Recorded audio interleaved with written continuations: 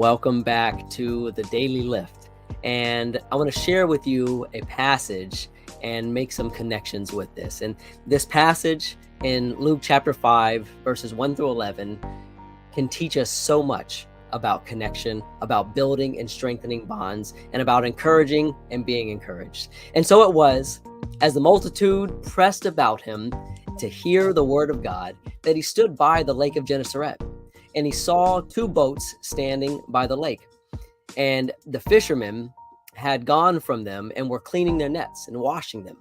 And he got into one of the boats, which was Simon's, and he asked him to put out a little from the land.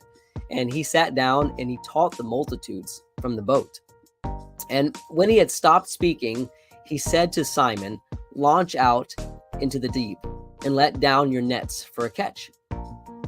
And Simon answered and said to him, "Master, we have toiled all day and caught nothing. Nevertheless, at your word, I will let down the net." And they did. And when they had done this, they caught a great number of fish, and their nets were breaking. And so they signaled to the other partners in the other boat to come and help them. And they came and filled both of their boats so that they began to sink. And when Simon Peter saw it, he fell down at Jesus' knees, saying, "Depart from me, for I am a sinful man, O Lord." And for he and all who were with him were astonished at the catch of fish, which they had taken.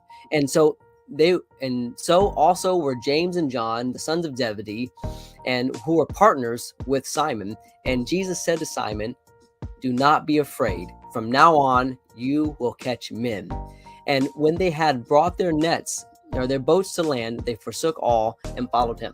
So, question: why did these fishermen use nets? Well, because nets are so much more efficient than a fishing line. Fun fact about nets: they can actually retain 80% of their capacity with 60% of their strands broken. So with only 40% of available netting still intact, they can hold 80% of their normal capacity. This is an astounding fact. And the spiritual application is this, that it's all about connection. It's all about the bonds that we strengthen. So what happens with most of us that only have one connection with another person, as opposed to having many connections, when we have one connection with somebody and problems happen, the hardships, the trials come, it's easy to break that connection. In the same way that if you're fishing with a line and that line is broken, there goes the fish. However, with a net, we can get more connected because there's more intertwined there. And so when there's instability, when there's problems, when there's trials, we can still hold those strengths, those bonds together because we have that net.